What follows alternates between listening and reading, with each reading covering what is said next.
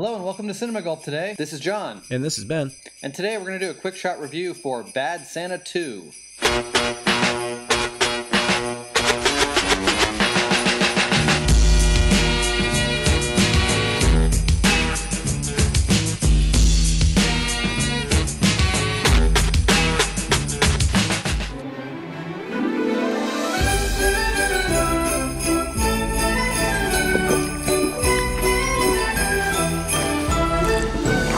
Why do you have two beards?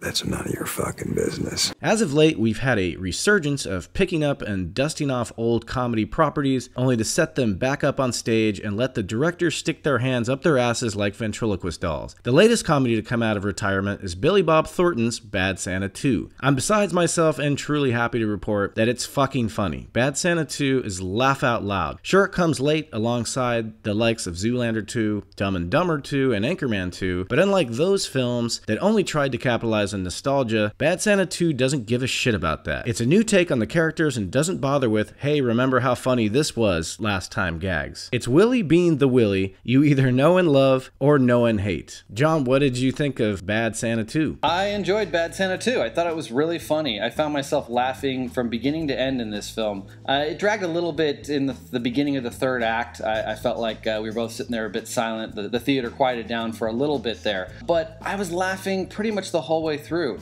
And every scene had laughs. There were very few scenes that fell flat for me. It's super crass, as you would expect. Billy Bob delivers another hilarious performance, and I think all of the rest of the cast that comes back, Tony Cox and the young kid who played Thurman Merman in the first film, they get the same actor back, Brett Kelly. Those three were great again, and then all the new cast members were a lot of fun.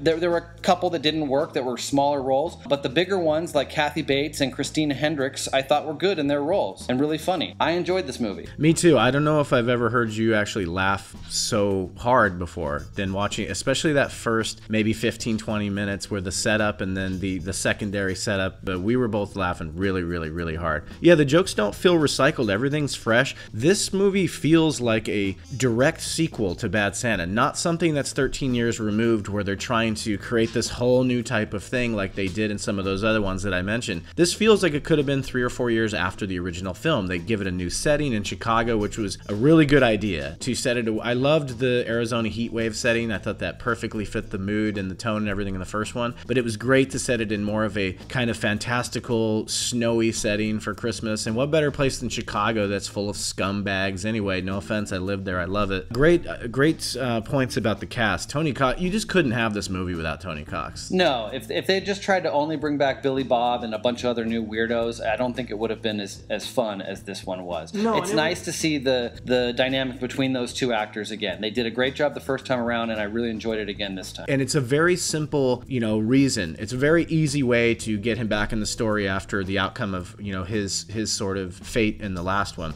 And Brett Kelly, that kid is just he's the weirdest actor I think I've ever seen, and he's so good because he taps immediately back into that same character, and he's a 21-year-old kid now. He's not a 9-year-old, and he's so funny, and he's just exactly the same guy, but in a little slightly larger, strange-looking guy. Yeah, it was so great that they brought that same actor back rather than recasting it with somebody else who had more acting experience or something, because, like you said, he taps right back into that character, which was so key to the original film, and also key to the emotional heart of the original film. Even though this is a super crass, over-the-top, naughty type of film or whatever, naughty for Christmas, the emotional side of the original between Billy Bob and Brett Kelly was always there and was a strong part of that film. And I think that's part of what made that film resonate beyond it just being a crass film. Why it's now a cult classic today, I think.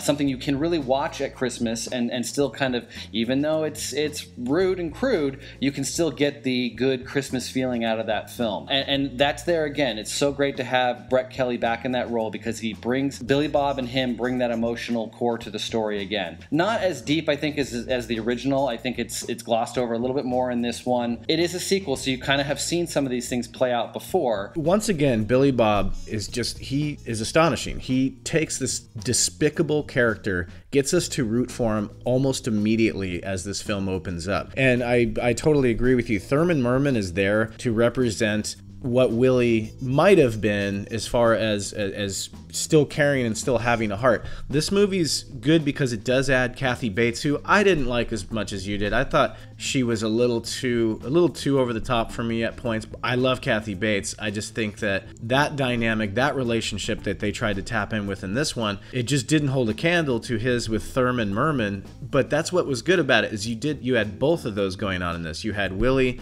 with his relationship with his mom that's poisonous and bad, with all these things from his past, and then the one with Thurman that represents kind of his good side. That relationship is definitely the kind of emotional core of these movies, and I think that's why people like them. Just like you said, Bad Santa 1. This movie's just as crass and just as ridiculous and bizarre as that one is, but Billy Bob just plays this guy so perfectly, where everything about his existence is ugly, but he's trying, he's getting poked at here and there to be a better person. And I like the progression. It's very subtle, but the progression of his character between the first movie and this one is evident in this movie, and you can see it pretty much right off the bat. Billy Bob kind of there's still a subtlety to what he's doing. The drunken stupor that he's in through most of the film, he's not as over the top as Kathy Bates' character or Tony Cox's character. I mean, they're playing it up, hamming it up, really going for the jokes, and Billy Bob lets his jokes play off a bit more subtly. Tell me how dirty this is. It's a dumpster and an alley. It's pretty fucking dirty, I guess. At least in his performance. Obviously, what he says, like his lines of dialogue, come across, just hit the mark every time. Yeah. I mean,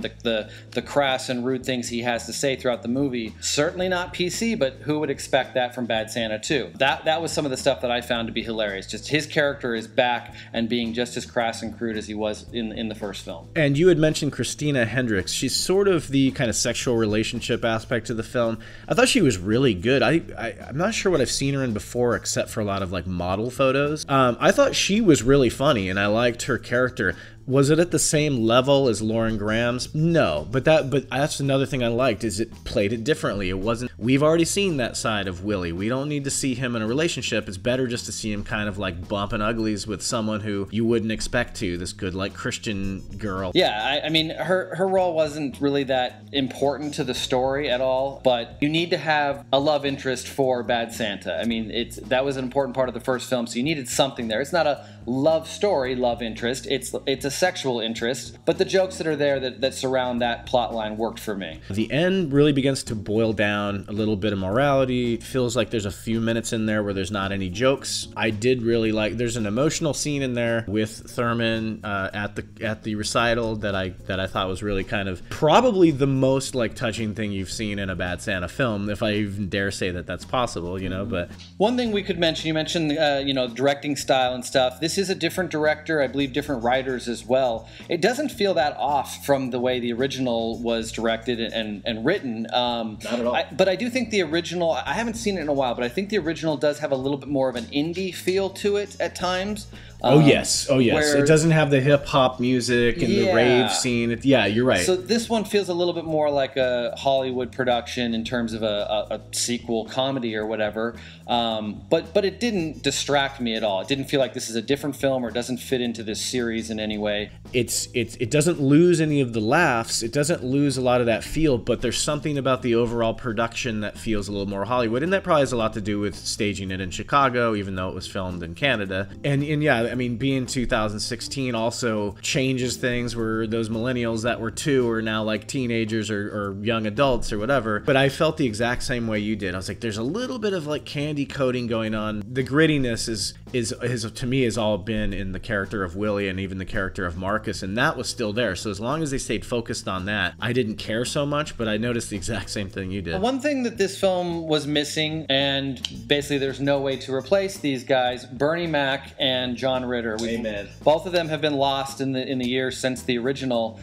Those characters were great in the original. They really stood out. They really made their mark in the original. And the side characters that show up in this one that kind of are supposed to fill those roles don't live up to that. But they're not being played by characters who have that kind of comedic talent like Bernie Mac and John Ritter. You've got no names, actually. I don't even know who some of the little security guards and the guy running the charity and some of these other characters, they're not well-known actors, and they don't really make a mark in the film too much. Yeah, they don't. And I'm wondering what the decision to maybe, I think the Kathy Bates was sort of the addition they wanted to add as far as name recognition went, and those characters, the overall sort of heist possibly wasn't at the forefront as much here, but I don't know. I'm actually starting to think that they're probably equal. It was, you know, all character driven with Willie, but then the actual heist part was there, but it was always kind of like, well, at the end it'll play out. Yeah, I mean, it's not a strong plot driven film. It's about the characters, about the comedy along the way. Yeah, you kind of make a point there that at one point they even say, well, what do we do until the day of this charity event where we're going to pull off this heist? And it's really, they just have to pretend to be Santa for a few weeks or a few days. Yeah. There's a couple things that come up along the way that they have to accomplish before the big event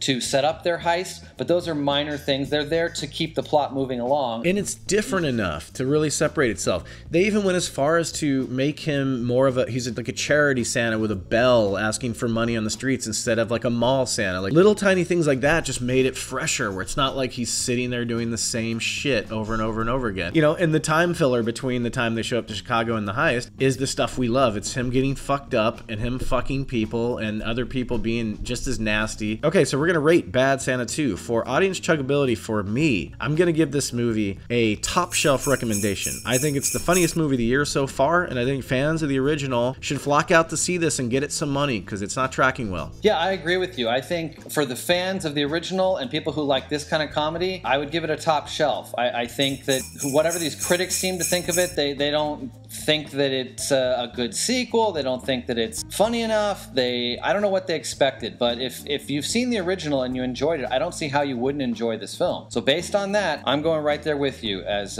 top shelved. All right. Okay, and for my gulp gauge score, this film to me has the heart of the first one, if not more heart. It has the holiday spirit, depending upon what you think that means. And it has Willie, Marcus, and Thurman all back, not retreading old jokes, feeling more revived than dragged out of retirement to me. So I'm going to give this movie a 7.5. Wow, that's up there. I can't go that quite high, but I agree with everything you said about it. I feel like all those are great points and same reasons why I enjoyed this film. But in the long run of history of all films, I can't quite give it that high of a rating for my personal score. I'm going to give it a 5.5, but I think that's still pretty strong for the comedies we've had this year. I do agree with you. It's one of my favorite comedies I've seen this year. One of the funniest films I've seen this year. Yeah, and this is going to be added to my holiday classic film viewing alongside Bad Santa 1. There's a lot of speculation that this one could turn out to be shitty and ruin the experience of Bad Santa 1. Well, I'm super happy to report here at Cinema Gulp that Bad Santa 2 is pretty freaking great and it's really, really funny. Please go out there and see it. Make it part of your holiday viewing this weekend if you'd like. It's worth checking out. Don't listen to what some of those other critics out there may have said about it. Yeah, it's Christmas time in Hollis, Queens, and Bad Santa 2's out and it needs your greens.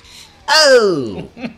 Just came up with that. Okay, everybody, thanks for listening. This has been John for Cinema Gulp. And this is Ben, and please check us out on Twitter and Facebook at Cinema Gulp. Until next time. We drink your cinema. I drink it up! We wish you a Merry Christmas.